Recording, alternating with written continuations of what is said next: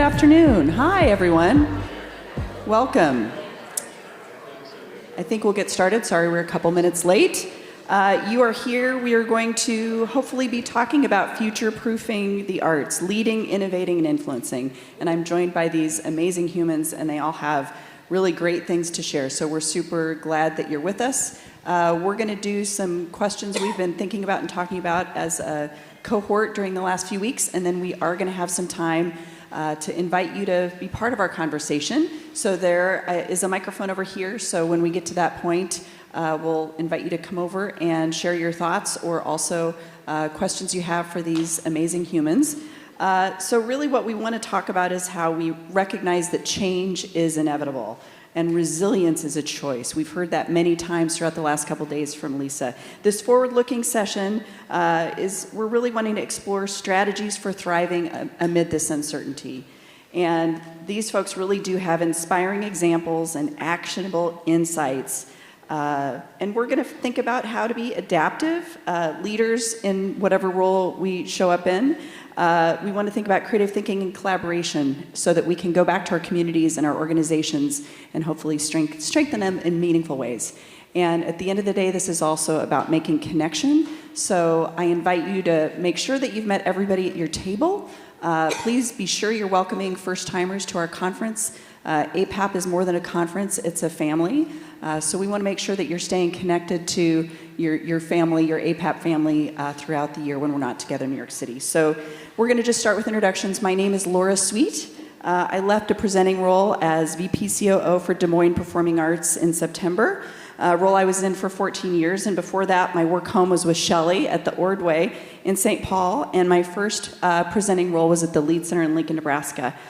So for 25 years of attending APAP and working in this industry, I've thought of my why as being connecting artists and audiences. And while my current role isn't at a performing arts center, I still see the role I will serve in as connector. I'm an arts advocate and a connector to folks who are still in art centers with artists and audiences. And why the big picture of why is about helping communities solve challenges they faced collaboratively, which of course can and should involve the arts. So with that, why don't we start with you? Do you want to introduce yourself, John? Sure. Thanks, everyone. Hello. Okay. Test. Hi. Thanks, everyone, for being here, for coming out this morning. My name is John Holloway. I'm the Executive Director of Seattle Chamber Music Society, a year-round presenting and creating organization in the Pacific Northwest. I'm also president and founder of Vivace Music Foundation on the East Coast. My name is Susan Zhang, and I am a pianist and the director of the Concert Trek. Our mission is to give access to classical music to everyone, and we do this through a highly customized and outfitted box truck that turns into a mobile concert venue, and we can share high-quality classical music with everyone. And we work with presenters across the country to help bolster their marketing, outreach, and development efforts. Hi, everybody. My name is Christos Makridis, and just want to say thank you for just amazing full room today and for being here, your attentiveness. So I'm an economist. I did my doctorates in economics and engineering, both at Stanford many years ago, and I realized that in economics there's this huge gap around the study of art and culture. And like many gaps that happen in economics, we kind of only chase after where the data is. And so there's good data on wages in some places, employment, and so on. And so because there hasn't always been great data in arts and culture, that's led many economists just basically to disregard it as a field. And while there is some work, there needs to be a lot more. And so that's kind of what brought me into this space. I also lead in something called Living Opera Foundation and Living Opera Media, and we're really working to bring classical music and do crossover work with other genres and to help reinforce the sector. So really delighted to be with you here today. Hi everyone, I'm Shelley, Quiala. I am the executive director of Cantus Vocal Ensemble based in Minneapolis, Minnesota, that tours and has their own series in the Twin Cities area. Formerly, I worked at the Ordway with Laura, and after that, and before Cantus, I worked at the International Festival of Arts and Ideas in New Haven, Connecticut as the executive director. Okie doke team. So there's several different directions we could start with, but why don't we just jump into thinking about going from adaptation to agency, thinking about how change is often framed as something that happens to us. and thinking about how arts leaders can move from reacting to change to actively shaping it, and what mindsets or skills make that shift possible. I'm looking at you. Yeah, you want to start? Sure, I can start. So our organization often, we present outdoors and people think that we were a reaction to the COVID pandemic, but we actually started before that. And I think that's also the reason why we continue to thrive after the pandemic. And the concert truck was really born out of a sense of curiosity. I was in school at the time, and there are several questions that I had about classical music and its relationship with communities in general, and how we felt very siloed and isolated. And I really wanted to see if it could survive in other spaces that are not traditionally classical music spaces. What does that look like? Does it have the same kind of impact on people emotionally if you strip away all of the outside window dressing? And through that experiment, I found that yes, it does. And I also was questioning the idea of the universality of classical music, which was a narrative that I feel like was given to me during school. But the problem is I would go to classical music concerts and look out in the audience, and it didn't feel universal to me. So I wanted to make it actually be that. So I think that the innovation for me came through that attitude of curiosity, and not coming from a place of survivalism, but of abundance and experimentation and the willingness to get it wrong. And I think that for organizations, it would be very useful to be able to cultivate space for that in order to come up with cool ideas. I'll jump in really quick there. I mean, I think what's so interesting about Susan's story is that it shows, number one, that you don't want to just be reactionary. So when the pandemic hit, we say, okay, something big is happening to the world. We have to do things differently, but we always need to be thinking about what to do differently today. And so every day poses an opportunity to experiment. And then you can also see how she brings in her experience as from her time as a student, as well as being a pianist, and that informs what you do. So always think about where you have a comparative advantage, because we're all created differently. We all have different expertise, and so use that to your advantage. One of the studies that I published in the Journal of Arts, Law, and Management, we look at the balance sheets of all the members of Opera America and looking at their operating income. And one of the kind of concerning patterns was basically operating income, real operating income, so after you deflate by kind of the inflation rate, that's been stagnant. And you actually see declines in, I mean, I'm probably saying this and everybody's like, duh, I already know this, I already see it living out, but it's borne out in the data that there's been this kind of this plateau and also this kind of decline in box office revenues. Oh, I'm sorry. There we go. See, you can see it's my first time at APAP, and by another couple of years I'll be a pro. And so one of the things that this implies is that theaters are, in particular in theaters, have been kind of struggling to just, try new things. And I think this experience illustrates that, hey, you maybe have an idea, what's the minimum viable product version of it? What can you try today? What can you try next week? And just gather data, because if you don't have data, you can't measure the efficacy. And if you don't have the data, you also have a much tougher time going back to your board, to potential donors, and potential new donors, and being able to say, here, we tried X, this is the result of it. Yep, data-informed decisions, that's great. Shelley or John, any thoughts? I'm going to have so many thoughts eventually, but I will say that I totally agree. And I worked at one organization for a very long time at the Ordway, right? And so I got to this place, and I'm just reflecting on self here, where it felt like I knew a lot because I'd lived through a lot of things, and I was like, oh, don't we know this? There were a lot of assumptions I was kind of carrying into my day-to-day.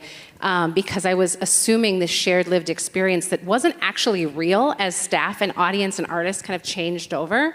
And so I've tried to remind myself as I move into different organizations the importance of creating new shared experiences together, even if someone says to me, we tried that 20 years ago and it didn't work, or we tried that 10 years ago and it didn't work, which comes up because, I said that, right? Like I was someone who used to say those words. And so even if the data's on paper, I have sometimes the lived experience of going through what feels like a new shared experience together creates a lived, a visceral data that is really important to be able to get on the same page and move forward together. So I try to challenge myself to not say, we tried that, it didn't work. ever again. Yeah, learning from what we're doing and making different decisions in the future based on lived experience. And I think, Shelley, what you're saying is so important around everybody's perception of those experiences is going to be different. So remembering that we are all living, breathing organisms that are responding to different change and stimulus in unique ways. John, any thoughts on that? Yeah, I think one of the real key takeaways of the success, Susan, you've had with your idea is that creativity isn't living outside the box. It's actually living within a box. And you think about improvisation and how we start improvising. For those of you that are musicians or in theater, you improvise under a certain set of frameworks and guidelines. And often I think we take an idea and we innovate a bit too much. And what Susan has done, we at Seattle Chamber Music Society, my team lives and breathes by this idea that everyone loves chamber music, just some people don't know it yet. That's the truth. And, That is so true.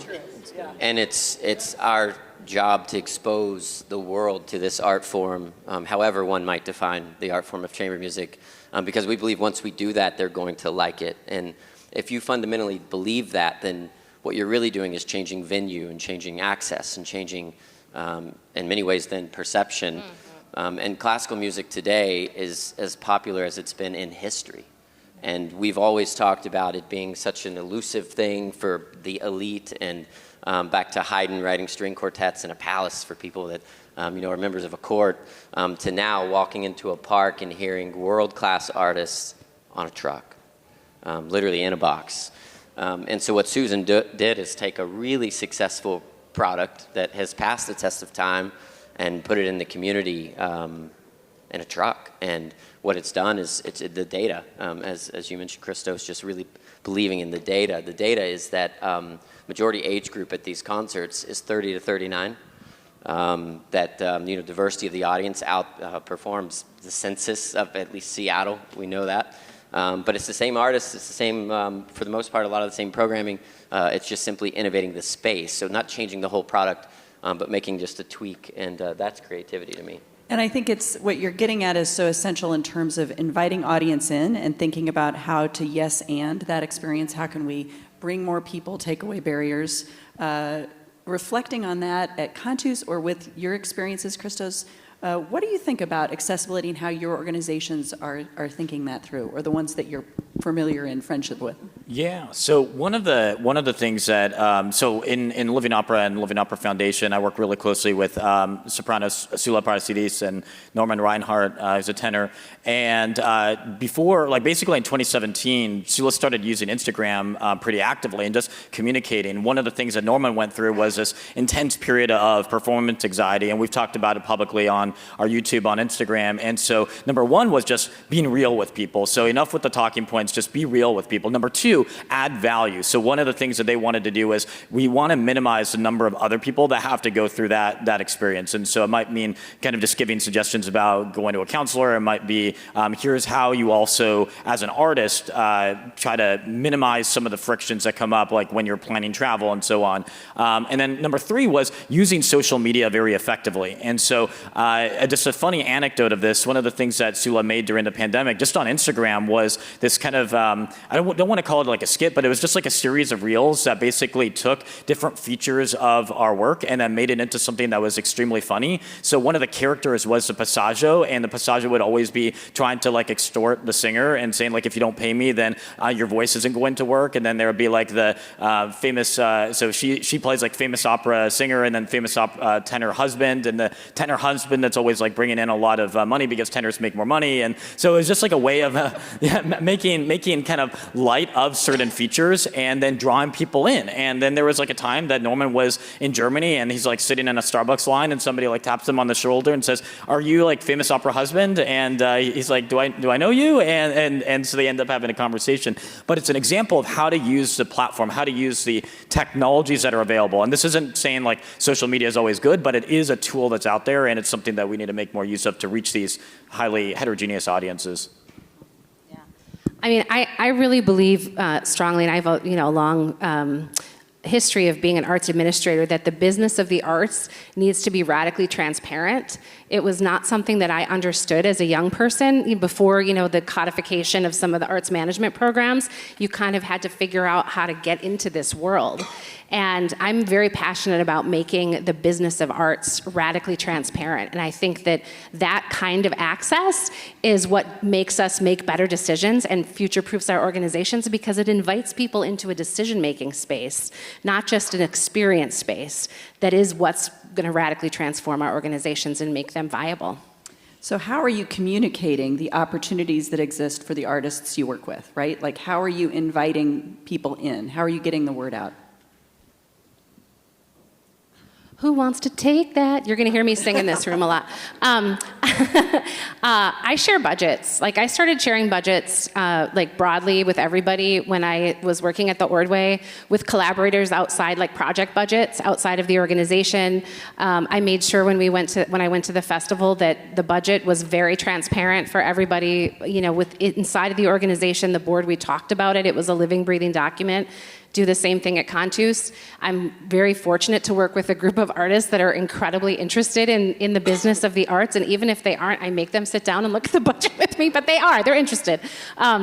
And then I think that just putting that content out there. I've seen so many organizations now putting their financial information right on their website, owning the narrative of that, not just like hoping that somebody does or doesn't find their 990 online, but actually saying, here's what we did, and here's why this is important, and here's where we are in the life cycle of an organization, and not being afraid of that data. I think that that data is super important data.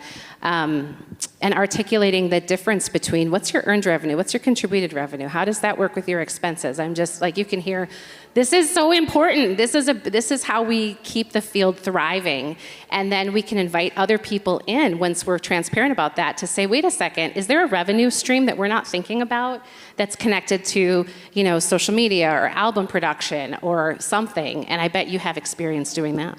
Yeah, I'll add one more thing in there. Is just like the value that collaboration has, because you might look at this mountain and be like, I can't climb this mountain by myself, but maybe there's other stakeholders, other partners within your town, within your city that you're able to work with. And so if you show transparency, if you lead that narrative and you say, like, this is what we're doing, we're going to be, obviously there's some things that you have to be private about, and there's certain things that take deliberation, but there's other things that you can get out in front of, and then that kind of turns into a marketing campaign in and of itself. But then with that fodder, then you can also go to other organizations, and you can be the leader or you can be the follower, and you can basically say, here's what we're doing, here's how to come alongside us with what we're doing, and then making a local impact. I have this paper where we look at the number of establishments that are arts and culture related at a county level. How does that show up in housing prices? And so we end up finding that there is this capitalization effect, and that's actually one of the methods that public economists use to quantify the value of different amenities, whether it be air quality or whether it be culture. And we show a noticeable effect, but sometimes the noticeable effect is only there when you look at things in the aggregate. So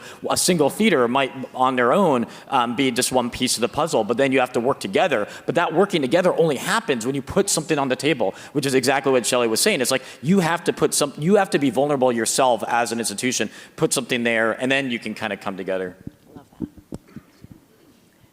Just to piggyback off of that, I do think that it's really important for us as arts organizations to think of us as participating in an ecosystem of a community. And I think something that's helped Concert Truck at least is whenever we're performing, we don't have our own space. We're always in somebody else's space, which means that we have to listen and we have to learn about what that space needs and what they are trying to accomplish. And so it actually ends up becoming sort of a co-creation of a program. And we try to let them lead as much as possible because they know how to reach their people. They know how to market to their people. And it's a way for us to also be sensitive to that and to learn more about the area in which we're performing. Can you talk a little more about how those collaborations come to be and how those partnerships form? Like, how are you figuring out the next places to show up in community? Absolutely. So a lot of it's sort of a teamwork thing between Concert Truck, the presenter we're working with, who already has those connections, and then sometimes directly with the venues themselves. And so oftentimes the presenters we're working with are also trying to strengthen their communities, their connections with those venues and those spaces. And so I think one of the most important things that we do is we have to find a community leader outside of the arts organization who that community really trusts. And I think that person oftentimes can represent the interests of that community, and then it becomes, again, like a kind of a collaborative thing more than us just coming in and playing. So it's a shared vision and shared responsibility, Exactly, yeah. from everything Yeah. to probably layering in transparency about all the things that are going on, like Shelley's saying as well. Right.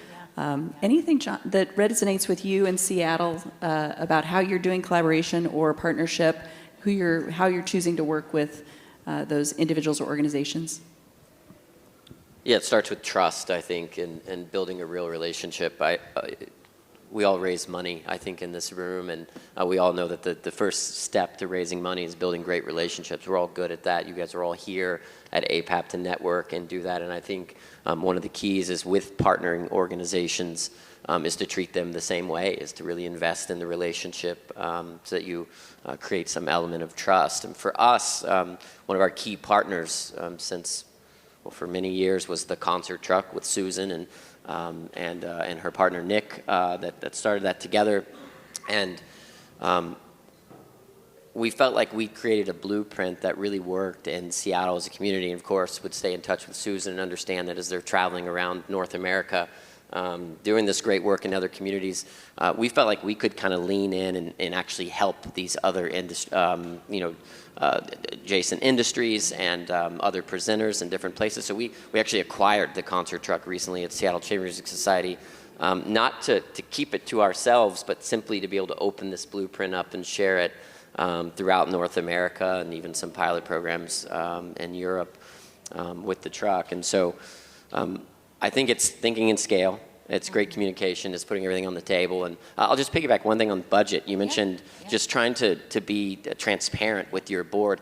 And one of the things I find is a lot of organizations, the staff, if they're not directly involved in building the budget, they have no idea what's in the budget. And so at SCMS, every one of my team members owns at least a couple lines in a budget. They're theirs. They build them. They're responsible for them. So even the most entry-level person is from day one thinking in those terms. And it doesn't matter what field or what specific discipline on the team, but they're all very hands-on. Can I say something really quick to that? I think what I appreciate about the autonomy that we all have within a team is it feels like we're all colleagues. It's not like a top-down directive. And I think that's also really, really, really important. It's actually a lot like playing chamber music. Yeah. We all have a voice, but we all work together for a shared vision, and which I think is one of the most satisfying things you can do in life. Shelley, I know that you, in terms of internal, you make sure voices are heard in rooms, and we talked a lot about that in our prep time for this session. Do you want to expand on that a little bit? Oh my goodness, Laura. Okay. I just really like to listen to people's stories, and I feel like it makes me better and stronger and learn. And so I think the act of being able to facilitate conversation is a really important leadership skill. I think that's something I try to cultivate in myself, and that I try to model and cultivate in my teams, so that as they're moving into other spaces, that they're able to do the same thing. They're able to facilitate. And I believe strongly that facilitation is leadership. And just because you're not necessarily talking doesn't mean you're not in a, you're doing that right now, Laura, right? You're in a listening, guiding position. That actually is a really important leadership skill and a really important space to occupy. And so sometimes I'll take it to the organization level and say sometimes that's the role of the organization that I'm in. The whole organization is intended to facilitate. Sometimes it's intended to talk. But it has to be able to move back and forth between those roles in order to really be a viable community partner, because no one's going to want to work with someone that's only talking. Right? And when I say talking, I mean all the ways we talk, dancing, singing, everything, right? Sometimes we have to listen as well as talk. There's so much intentionality around it, right? And much like you've been reflecting on making sure all voices are heard. Christos, I think about what you can maybe share around civic engagement and how we can all think about inviting the perspective of civic partners into the conversations we're having.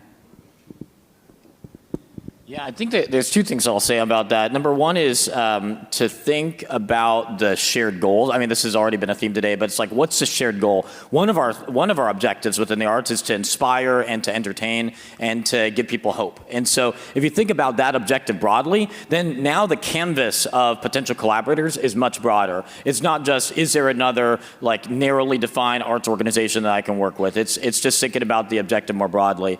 And then number two is, I think, so thinking about the composition of the team, and this goes to Shelley's point earlier, is that there's certain leadership qualities that just make for better leaders, and listening is one of them. One of the things that I've found also with some Minnesota friends, Ax and Sunas here, do it at the University of Minnesota, we have a paper that we're looking at how does the role that board experience play in driving overall outcomes. And one of the challenges for so many arts organizations is that you have a board, but they're not, every member isn't necessarily fully activated. So some people, maybe they're slacking off, maybe they're not fully engaged, whatever the case might be. It's not, the team isn't being fully utilized. And so one of the things we show is that those that have boards with some level of general business, general entrepreneurship experience ends up adding a lot of value. The reason I mentioned that in response to this question is because it's helpful to think about engagement at both like a macro level or community level, as well as within a micro level. And so at a team level, this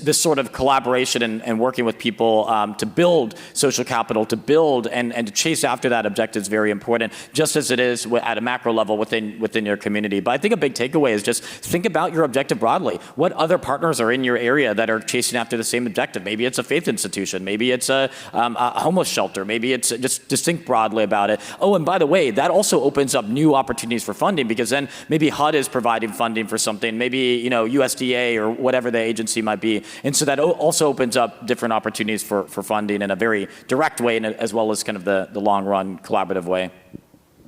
So creative collaboration and thinking about how can we invite partners in that can add value, change perspective, shape, continue to grow the projects that we're working on. I think some of the things that's most inspiring about the work you're doing is the creative partnerships that you've forged. So are there partnerships with organizations that you've approached that originally seemed like a conflict or a challenge? Like, have you invited people with different perspectives in to allow your vision to be shaped in a new direction or challenged?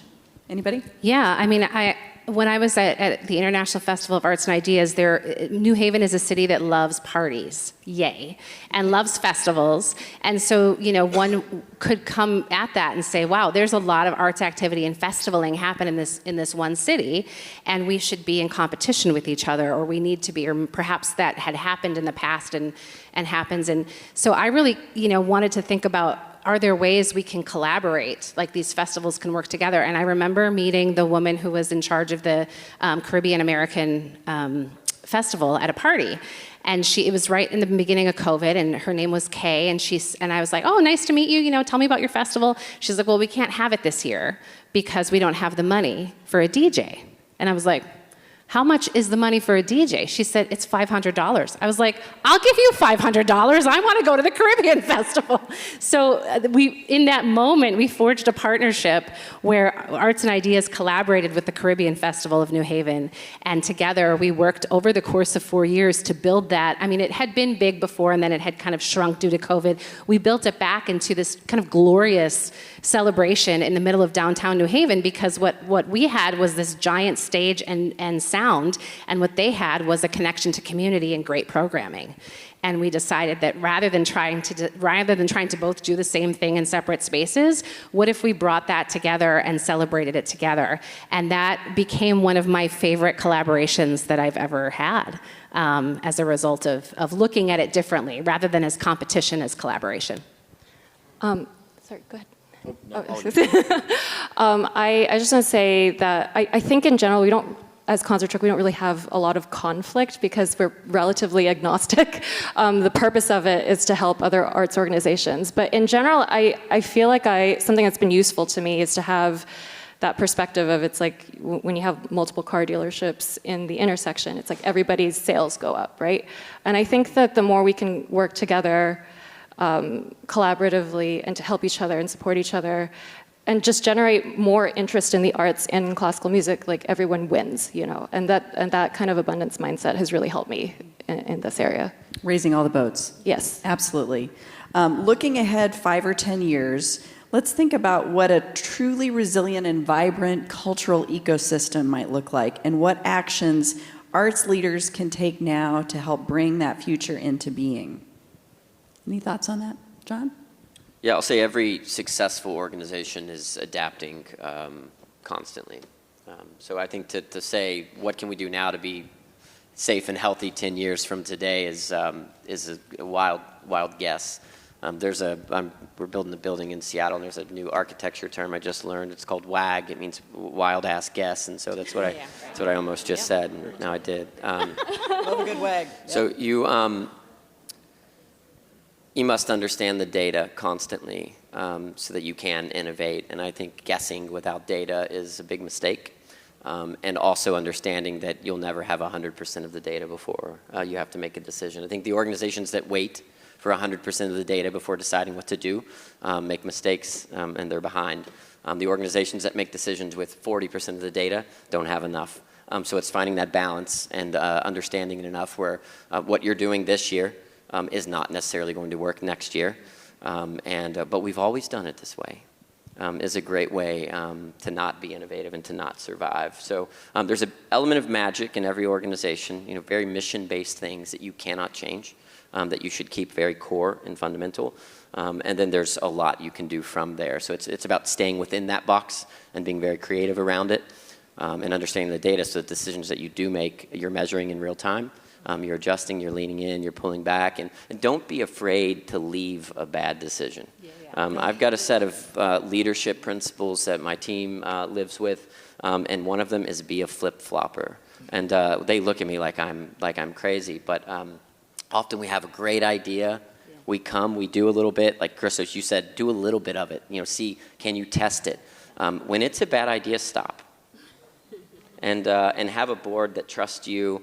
Even that you have to push and sell in a board meeting to be able to do it. The second that you know it's not a great idea anymore, step off of it and pivot. And I think a lot of us lock into an idea that we think's great and go down with it. And so I think changing ideas, being flexible, using data, and realizing that every single day you should spend some portion of your day thinking about 5-10 years out and not being so focused on the day-to-day. You just gave like the Cliff's Notes version of the best possible. That's like Arts Leadership 101, 301 right there. Full mic, full stop. Christos, Shelley, what else to add on that? Maybe 2 points. Number one is look for opportunities where I call them just arbitrage opportunities. I'm certainly not the only one to say it, but that in finance we have this concept of arbitrage where there's some surplus that's kind of on the table and you can take it. And I think that one of the ways that we can do that in the performing arts is, and I'll just give one example, is think about just artists in the community. I mean, a lot of artists are, especially in opera, you wait for your agent to call you and you're waiting for the next gig. One of the ways that theaters can partner with artists a lot more is, make people brand ambassadors, make them, and then remunerate them accordingly. It doesn't mean that you have to give them necessarily a full-time salary. It just depends on what they're doing for you. But look for opportunities with what's already in your backyard. And so I think that there's just lots of arbitrage opportunities on the table. One thing that we're doing in Living Opera, for example, is we have this large international community, and we realize some of our members are really excited and they want to actually do more with us. And so we found some that we're starting up Living Opera circles. So different cities we're planting different ambassadors that are going to then put on concerts, and similar to what Susan was sharing, and just about how you can kind of reach many different cities just by activating people within your community. The second point that I want to make is about generative AI, and I know that we've all heard a lot about generative AI in the news and all that, and maybe you have certain opinions about it. But my sense, and this is something I've been studying for about 15 years, and I served on something called the National AI Institute back before generative AI was a really big thing. But like this technology is here. And so I would say we shouldn't be in a situation like what we were with social media, where we were late adopters to use the tools of our time. There are a lot of issues with Gen AI around, hallucinations, and that's not, so my point here is not that it's perfect. It's like intellectual property issues are also another thing, especially with the creative economy. So there are issues, but use the tools that you have. And so if you're struggling around how to do financial modeling so that you can present something to the board, hey, use a ChatGPT version, a Gemini version or whatnot to train and to learn new things. And obviously you can take classes, but this is something that really reduces the barriers. And one of my forthcoming papers in Journal of Cultural Economics, we look at how are artists being affected by Gen AI. And so far, it actually looks like there's not negative effects. If anything, there's somewhat positive effects. And then on the sample, I have responses from artists about how they're actually using Gen AI. And so it looks like it can expand the set of capabilities that a person does. So for example, if you're an opera singer, you typically have rehearsal, you have your production, and on the day that you're actually performing, it's like that's the only thing that you're concentrating on. But on rehearsal days, or if you don't have rehearsal, it's like, what are you doing? So instead of watching Netflix, maybe you do more. I mean, you create branding assets so you can post it on Instagram. You're putting together other sorts of assets. Maybe you have a e-class that you then go on, one of the platforms to sell. So there's just so many opportunities at our disposal, I think, today. Shelley? Absolutely, yeah. So I have been reflecting a lot about innovation because I feel like everything was upended. It was for us, for everyone during the pandemic, and it felt like every day was like a brand new invention of everything we'd ever learned, or at least for me it was. And that was exhausting, and I don't want to live in that space for the rest of my life. And so, I really believe strongly in both replication and innovation simultaneously when it comes to leadership, that there are some things that we know that works, or at least it works for now, so why are we going to change it? And also some things that we might want to try that's new. And both of those things can exist at the same time and should. Because in my experience, otherwise we're going to wear ourselves out, we're going to wear our artists out, we're going to wear our institutions out. And so I'll give you an example with Cantus is there's still a hometown series. There's been a hometown series in Minneapolis forever. There's still a subscription model. It works for Cantus, doesn't work for everyone, but it works for Cantus. So I'm not messing with that because it is something that we can count on year after year. What we started doing in the last year was going into civic spaces and asking some of our elected officials and also people in new positions like arts and culture, Ben Johnson, who's the arts and culture leader in Minneapolis, and met with him when I got to the city and said, what do you need? Like, what can we do together that would elevate the work that you want to do in centering arts and culture in Minneapolis and that will help solidify Cantus's space as a Minneapolis-based artist? And we were invited last week to sing at the inauguration of Mayor Fry, which was exciting, and the city council. And so that was just, that's a small innovation. We've also been invited to sing at other events that are city-based events, that are community-based events where there wasn't maybe that relationship. But that's not to abandon everything that is working. And, I think being able to hold both of those is how we plan for the future and how we sustain ourselves and not wear ourselves out. Because we have to be enduring. This is long game stuff we're talking about. And I am very grateful for the long-term relationships, the enduring relationships that are in this field while we're welcoming new ideas and new innovation in. Resilience is a choice. Absolutely. So I think we're going to move over and offer all of you in this room the chance to jump in and ask questions of these amazing arts leaders and innovators. So if there's a microphone right over here. So if you have a question or a quick thought that you want to share to integrate into this discussion, we'd love to hear your voice in this room also. Your opinions are important to us, so make your way over to this microphone. And as we're doing that, are other thoughts to share about resilience or innovation? Go ahead. I think we talked a lot about technology and stuff today, and I kind of also want to talk about an answer to technology, because I feel like Concert Track is more a response to the fact that we're all on our phones all the time. And I think there's also a craving for that. And so if we're talking about what we want to see in a vibrant society moving forward, I want to see art in real life. I want it as part of the zeitgeist, classical music. I want it to be a live space for people to have shared connection over. And that's sort of what guides me in that. And if we think about it, like I mentioned earlier, that we all need to support each other, and the more we support each other, the more our art form thrives. I think the real competition isn't, other arts organizations. It's really like Netflix and Orioles games and other things like that. So to think more about the advantages that we do have at being a live thing that we can't really replace by technology is also something to consider. Right. I love that you're focused on that as your North Star, that is where and we all need to spend less time with our screens. Anyone over there? Go ahead. Why don't you introduce yourself just with your name and share your thought or question? Go.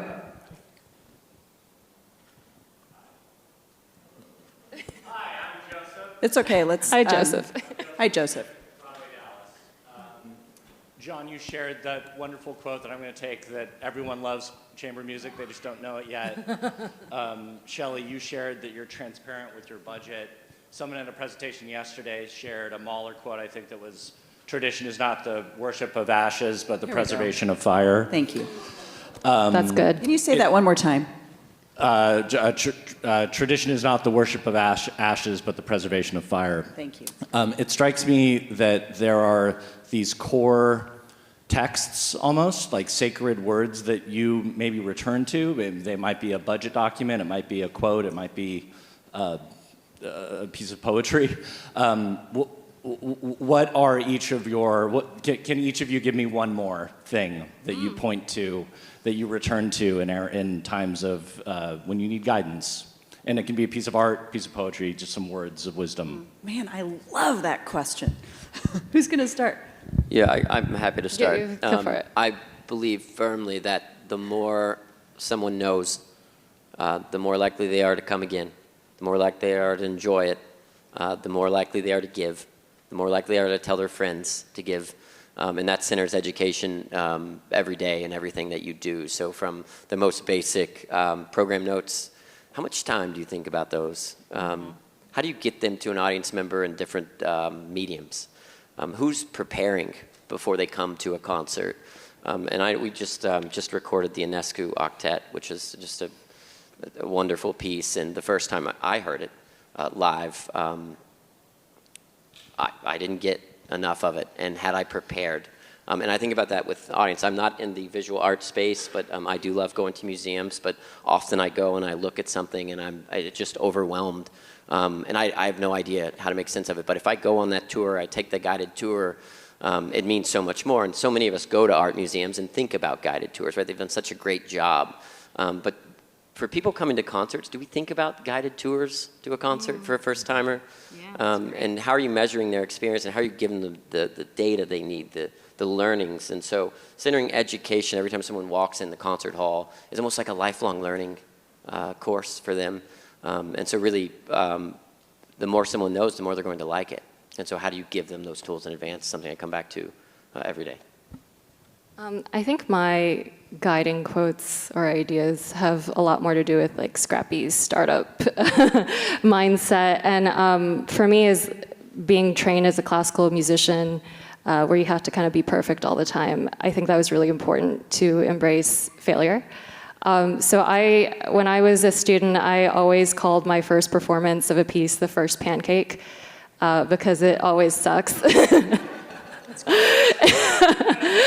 But it's kind of like, okay, we're going to expect this to be the first pancake, and then we're going to make another pancake, and it's going to look and taste a lot better than the first one. So that's just something that I say to myself to just help mobilize when I want to try something new.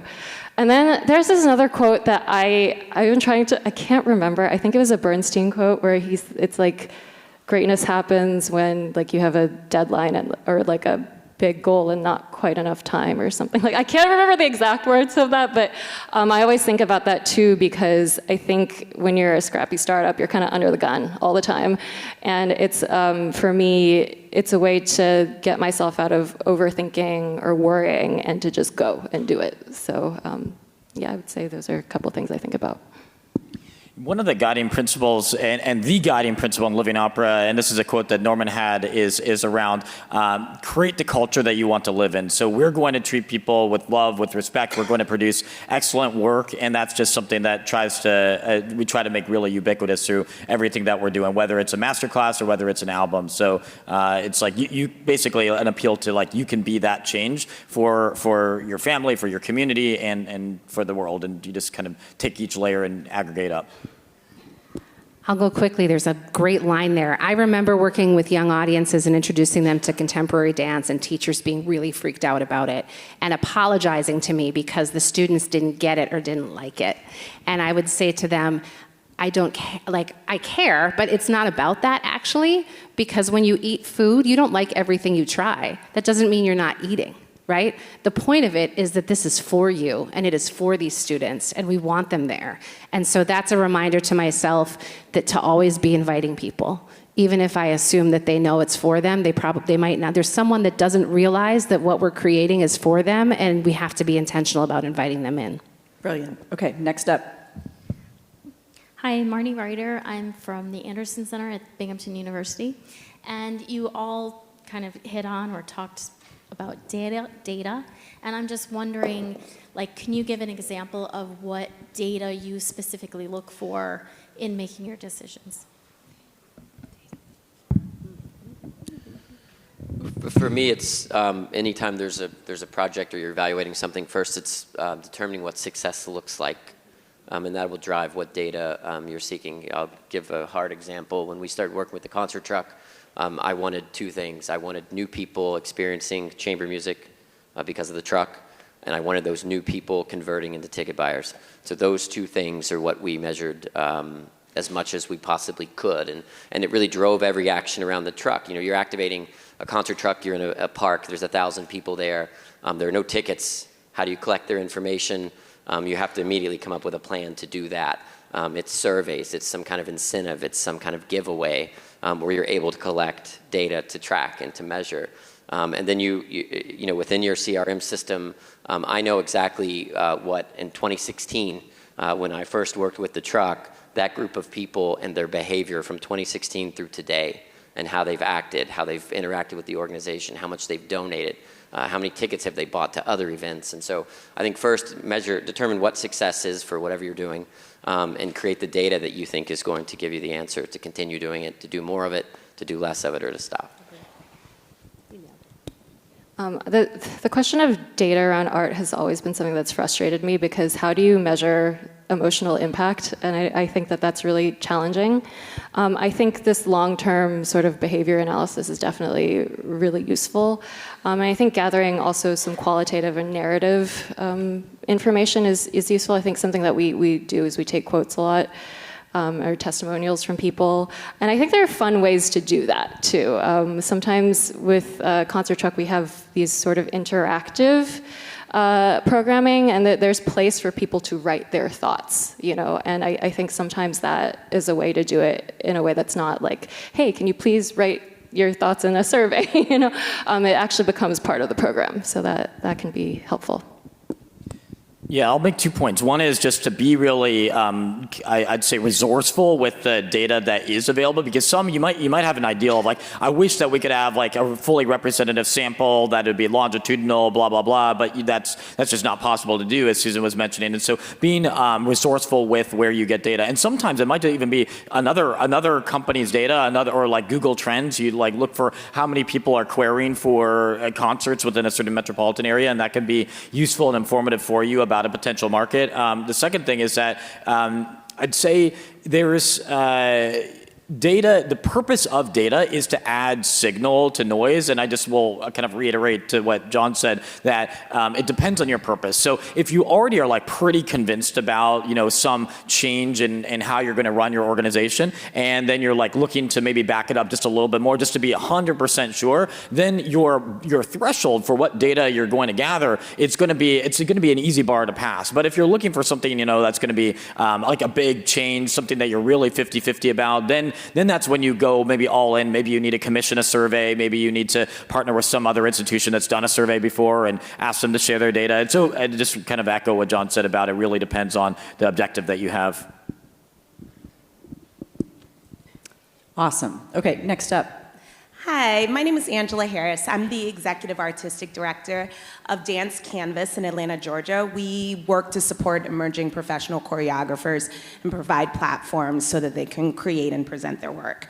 But the question I'm coming up here with is actually a representation of the ecosystem in Atlanta.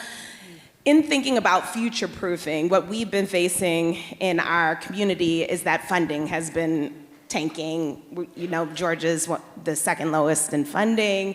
Our local funders have been cutting funds. And so what we've done as kind of the arts ecosystem in Atlanta is we've put together a work group that's working to raise $70 million of an influx of funding into the 220 nonprofit arts organizations that are in Atlanta.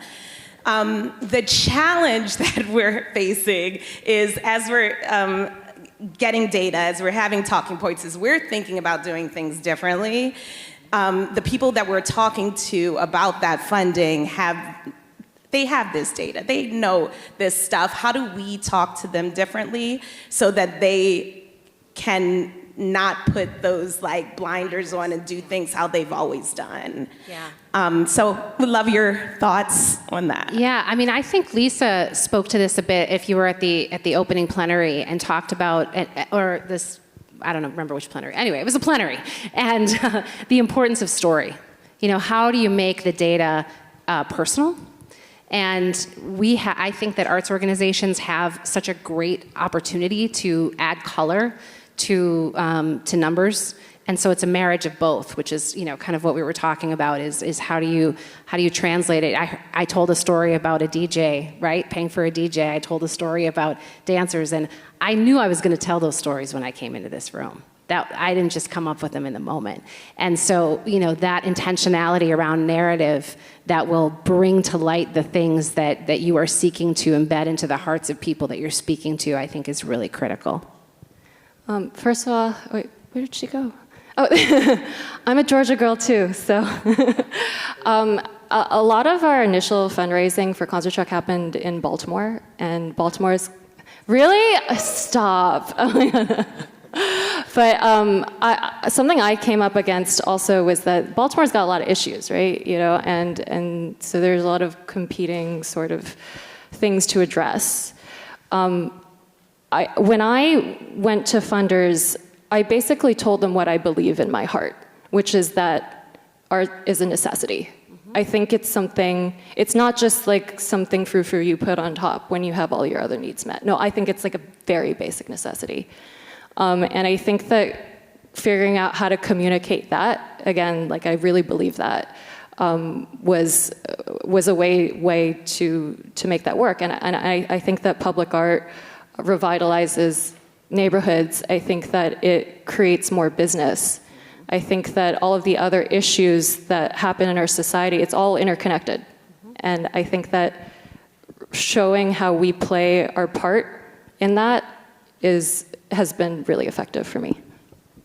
So it sounds like you're doing like a lot of the work already, and that you're engaging them, you're talking to them. I think the only point I'd reiterate is that understand like what are they optimizing for. So if it is like we're trying to boost economic growth in like Atlanta, or then it's like what Susan said. Think about the part that you play in that, and yeah, it's this. I mean, like during the pandemic, when arts was called like non-essential, it's like it's crazy. I mean, like, do we just give up on beauty? Do we just give up on good architecture? It's like you can't just do away with that. It's actually so essential. It's so essential that we actually take for granted sometimes. So it's like a kind of uber essential. But it's not to necessarily view it as zero sum. It's to view it as how do these things complement the other objectives. So in the paper that I have, where we're looking at how do arts and cultural organizations show up in property values. Part of the mechanism is that, well, arts and culture organizations have positive spillovers. In economics, we call these spillovers don't have to be externalities, but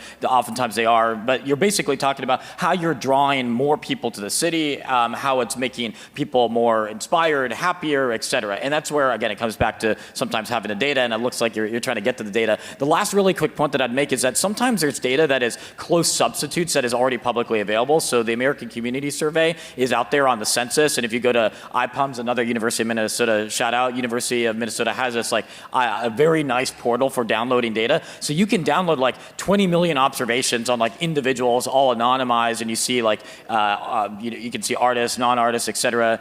There's some, BLS has something called the Quarterly Survey of Employment and Wages. So anyways, just point being is that there's a lot of different data sets out there, and happy to talk more if there's specific objectives that you have that they're not able to, that they're being a little bit unwilling about sharing. Next up, go ahead. Yeah, so hi, my name is Mark Kirshner, and I have a long history of doing innovation work within the performing arts space. So a few years ago, I started a streaming service called Marquee TV, and I've done a lot of sort of exactly trying to answer the questions that I don't know if have really been addressed here, is that how do you create an organization that's innovative and resilient?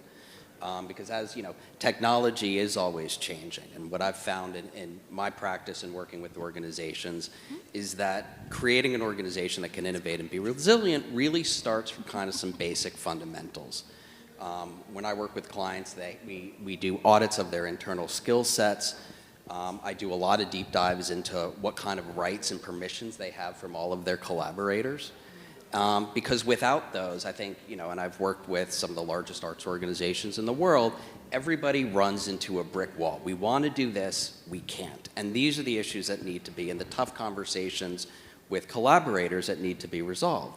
So we, you know, in one case in point, we talked a little bit about generative AI, where for one client, which was an internationally touring dance company, we created contract language for their collaborators where they were able to train AI on the voice of all of their contributors, their choreographers, their dancers. Because once they did that, if they were touring, if they were creating marketing materials for international touring, then they could use and they can have that same choreographer speaking in English, German, French, whatever, across the board. And these are the conversations that you think, oh, this is really straightforward, but there is a lot of fear around AI. There are a lot of practical uses. So where I think that really where this conversation needs to be had is going back and first looking within. Look at your rights. Try to, you know, reach out to me. We can talk about what questions that arts organizations typically don't even know what to ask in terms of rights and usage and the union problems. We haven't had that culture in the United States. Internationally, they've had digital and strategic and innovation initiatives going on 15 years. And we're in a position now, because these questions aren't really being addressed or answered, where the American companies need to catch up.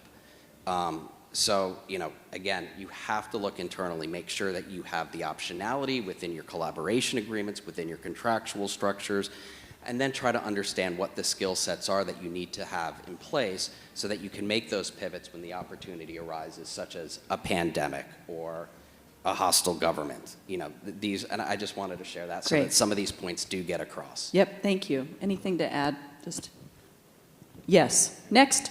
Hi, two quick things. My name is Lenore Naxon, and I'm a consultant in San Francisco. There is indeed a way to measure emotional impact. The great Liz Lerman has a tool that you can use. I've used it when her company performed at the venue that I used to work at, and following the performance, they passed it out, and people sat in their seats for 45 minutes without moving, filling out those forms, because it helped them express how they felt after the performance. So I think it's on the website. If it's not there, come find me and I'll send it to you. The second thing is the inspirational quote, and it's something you're not going to get from Netflix or Twitch. And a boss of mine many years ago at the Dallas Opera, we were talking about the value of live performance, and feel free to quote it, but you can give Diana Clark some attribution. She said, "I need to feel it on my skin." Yeah, I think it's a good one. I love that. Thank you. Next. My name is Robin Chattel. I'm an independent producer here in New York, but I also just became the executive director of a 42-acre sculpture park in northern Vermont and commission artists to create work. And I have a question about data.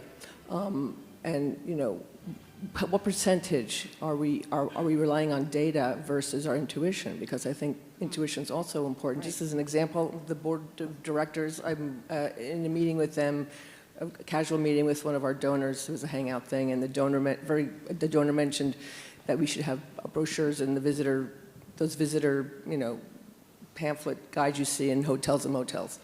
So right away, I gave him a number. I said, that's expensive. Gave him a number, and then told the board I wanted to go after him for money. And they're like, well, we need the data. We need the data. Why? What's the data on? Why would we spend $25,000 on those brochures? My answer is more people will find out about us. So how do you, again, measure? What is your measurement for data versus intuition? So art and science. I mean, I think your intuition is informed by data. Like data is not just, to me, data is not just numbers, in a spreadsheet. Data is not just things that you get in a survey. It's also your observations and your relationships, and which is why when we started talking about creating lived experiences that are shared together with other people in real time, I'm always gathering data that way. And so I think the key is being able to articulate it, into the why. And so it sounds like you're starting to do that now, and then just continuing, like, if you were to keep asking yourself, why do you think why, that perhaps there's something there that actually is about data. It's just maybe not the way that the group that you're speaking to is used to receiving data, but it's still data.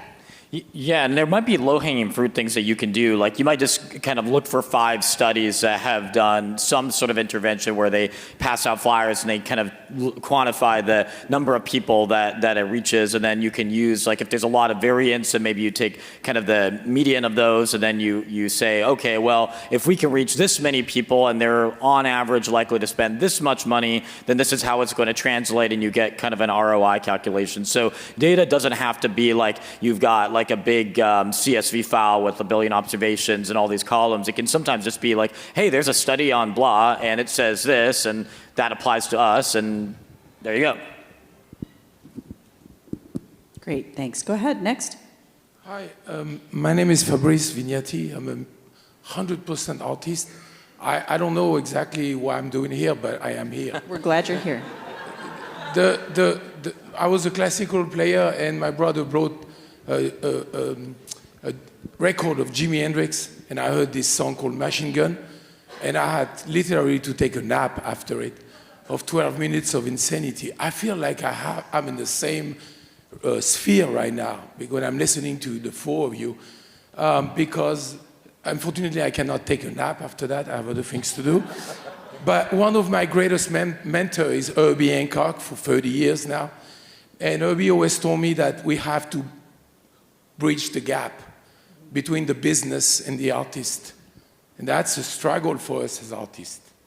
So because of that, my wife Tracy and myself, and because I was playing so many type of music, I got bored of it. And so me and Tracy created a new genre of music, which is called Gypsy Billy. And I don't want to go into it, but we had to do that based on the conversation with Quincy Jones we had in Los Angeles.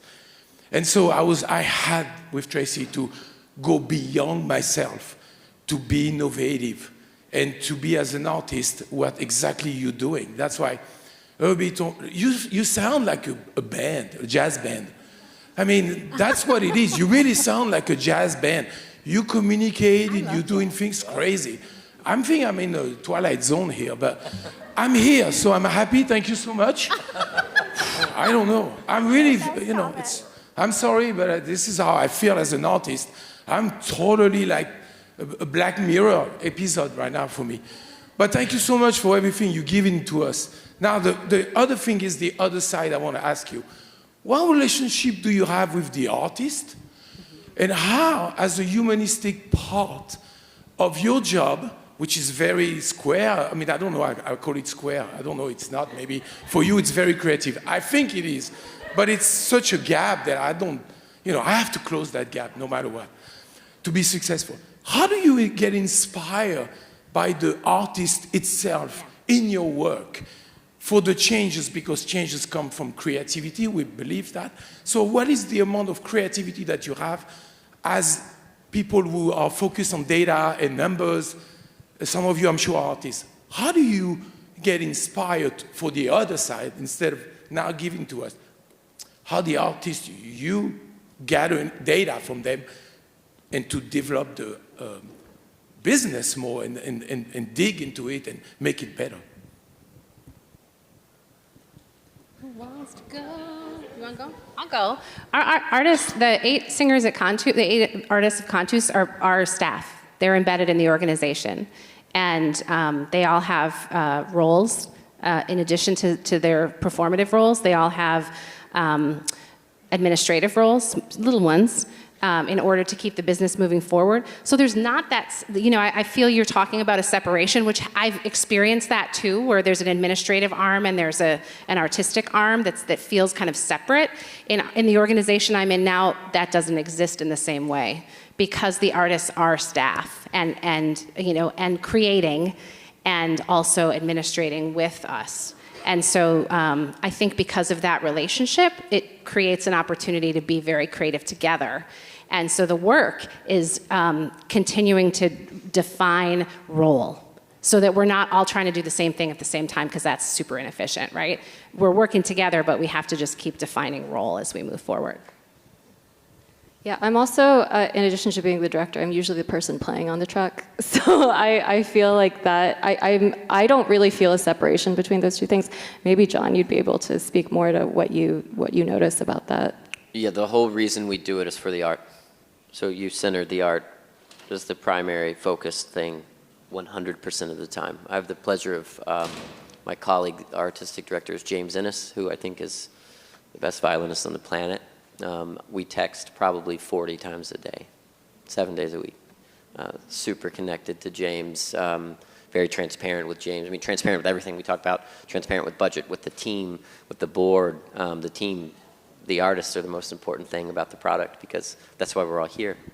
And so I think if you think about them as separate things, you're in the wrong direction. You have to focus primarily on the art 100% of the time. And is it what you do? You focus on the art? Always. Okay, thank you. Always, yeah. And I'm a fan. You know, I mean, this is a big topic, and I probably shouldn't get too far into it, but you know, this concept of work-life balance with especially certain younger generation of team members that we get to work with. It's work-life integration is what makes people great, because you know, when I am at a concert, I mean, I'm a fan as much as I'm working there, and you know, there's intuition. Do you like it? Do you not like it? I mean, everyone has taste, right? And I think if you think of yourself as being in this business, we're all in this business probably because we like the art. I mean, how many people are in a business that they don't like the art? You should get in another business. And so when I'm at a concert, I'm trying to put myself in the shoes of a board member or a donor of an artist, but it always 100% of the time goes back to the art and the people making it. And Christos, you're here. You're here because you're inspired by art, right? That's right. I mean, I didn't grow up listening to classical music, and yeah, I was hearing Sula Parsidis and Norman Reinhardt's voices. I was like, this is really incredible, and it brought me into the sphere. The other thing that I really appreciate about what you said is that because certain, especially in like opera, there can be this huge wall where, you know, they send the contract, they talk all formally, and there is a wall of separation more in some genres than others. And so it's a good call, like your comment is a good reminder to us all that like treat people as people. And one of the things that's just so kind of baffling in the opera sector is like some contracts are really bad. I mean, like in London, you get like a contract with Covent Garden, and but the like pay accommodation in London is really expensive. And so you can end up like not even netting that much in certain cities for certain contracts. And so I think if we think of people as people, then you put yourself in their shoes, and then the artist also has to put themselves, so like you put yourself in their shoes and think about it, okay, they're trying to make things financially sustainable and so on. So we all kind of need to put each other in each other's shoes as much as possible, and that's sort of the definition of compassion. Yes, well said. Last question, and then fast last thoughts from each of you four amazing brains. Go. Hello, my name is Jimmy. I'm a professional figure skater and a choreographer with American Ice Theater. So cool. And I am so happy for that segue because it rolls into my question. I wanted to share a novel that is related to how you all started with the idea of change, called Parable of the Sower by Octavia Butler. Yes. And I would highly recommend that for inspiration. It super inspired me. and inspires the work that I do revolving around change as an idea. And so my question for everyone on the stage was, what is a piece of art, whether it be book, movie, drag artist, that has inspired you in the past? And because I'm looking for new recommendations. Fantastic. So let's do your response to that question and any final thoughts you want to share. Whoever wants to start. Yeah. I didn't realize I would love jazz as much as I did after I heard Samara Joy sing. She really transported me. And so I would highly recommend a Samara Joy listen if you have a chance to do that. I remember being on the board of an organization and an executive director, saying to me, well, things are changing and what's the right direction? Or, they were kind of thinking and reflecting out loud, is it this or is it this? Is it that or is it that? I said, yes. And that's why you have a job. Like the art of transformation is the art of leadership. And so as many, answers to the question of how do you future-proof your organization, these are just ideas and examples. Clearly everyone out here is also doing that work. And I often try to remind myself that my job is not to get to the answer, it's to create an environment where we can collaboratively come up with many different ways to answer that question, and then feel confident that our relationships are durable enough to sustain, navigating that differently without it turning into, some kind of a battle. That's really my job. So I'll leave with that. Yeah, maybe I'll just give some parting thoughts just as I know the timer is running down. And so I think it's just thinking about your teams, your organizations, as there's tons of capabilities on the table, but then it's like this puzzle where you have to fit together everything and what are the needs in the marketplace, where is there demand, and then how do you kind of jigger that puzzle up to create something really beautiful for society, for your team, and for the world. So just remember that there's a lot of capabilities already there, and sometimes it's just a matter of kind of maneuvering things around and then kind of bringing in these principles of leadership that Shelley was talking about. My most recent source of inspiration, just because I'm hot off the heels of it, I was just in Miami participating as a panelist at the Young Arts Organization, which brings together a lot of some of the top talents to Miami. They come together, they play chamber music. And the reason why I brought that up is just because I think I am often inspired by young people. So maybe not even necessarily that organization, but I think there's a sort of purity and joy in art that I feel like whenever I'm working with them, especially young artists at a high level, it kind of brings me back to why I do it in the first place. And I know we're talking a lot about technical things and operational things, but I think that brings me back to that first spark that ignited me to want to be an artist in the first place. Yeah, Brahms' piano quintet inspires me all the time, on trucks, in concert halls, online. I would say, just to wrap it up, that everyone loves chamber music, just some people don't know it yet. And I would encourage you to have that mindset in whatever art that you're presenting and that you're leading, and prove it right to your community by exposing them to it. My inspiration is everyone in this room, and can we please give it up for these 4 amazing inspirational humans. Thank you all so very much. We're going to stick around. We'll be right over here, so please come ask questions if you still have them. Continue to show up, continue to be kind. Thank you.